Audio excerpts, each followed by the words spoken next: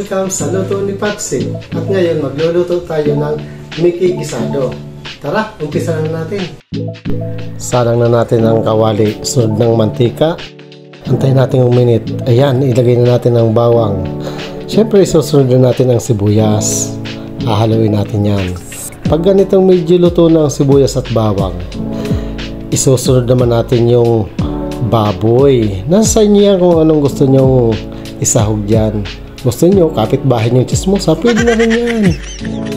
Takpan muna natin hanggang sa lumambot ng konti ang baboy. At pag medyo malambot na, isusunod naman natin ang atay.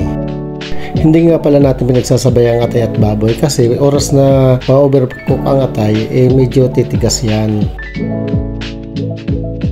Habang hinahalo natin, ngayon naman lalagyan naman natin ng pampalasa. Lalagyan natin ng toyo, tapos konting asukal. Naglalagay nga pala ako ng asukal para pambalansin ang lasa, pero nasa sa inyo yan kung maglalagay kayo o hindi. Haluin lang natin ng haluin ng mabuti, tapos bago natin takpan. Tara, buksan na natin. Ayan, nakikita nyo nakulo na. Pwede na natin ilagay ang chicken ball sa kakikiam. Nasa sa inyo yan kung anong gusto nyong isahog. Total, kayo naman kakain eh. Tara, haluin na natin para matakpan na. Oh, ayan. Mukhang okay na. Pwede na natin ilagay ang mga gulay.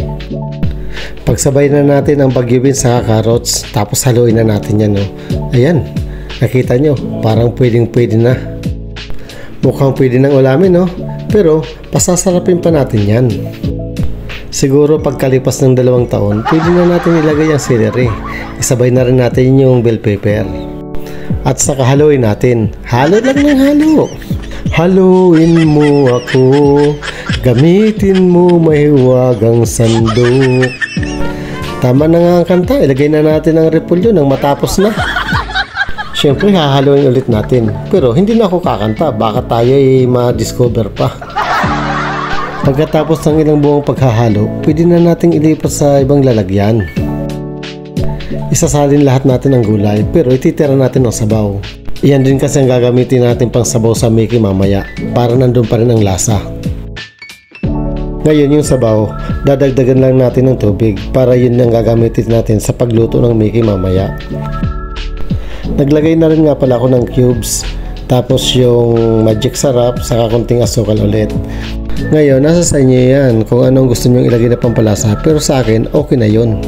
Kung makikita nyo, naglagay na rin pala ako ng konting toyo, saka paminta. Takpan na natin, antay na lang natin kumulo. I-check nga natin. Ayan, nakulo na. Pwede nang ilagay ang Mickey. Ito nga palang ginagamit kong noodles. Ito ang tinatawag na Mickey. Ito yung ginagamit na panglumi. Hinugasan ko nga pala ito kanina ng matagal gamit ang running water. Pagkatapos noon, nagpainit ako ng tubig at binanlian ko naman siya. Kailangan mahugasang mabuti kasi kung hindi mahugasan ng mabuti, nagkakaroon siya ng kakaibang lasa. Yung bang lasang A1? O siya, sa kakadaldal ko di ko na malayan na ilaglag ko na pala yung mga sahog sa aking niluluto. At ito, may kunting pahabol pa, pandagdag sarap. Naglagay pa ako ng oyster sauce. Haluin ng bahagya at ito, okay na, tapos na. Pwede nang ilaban sa merienda.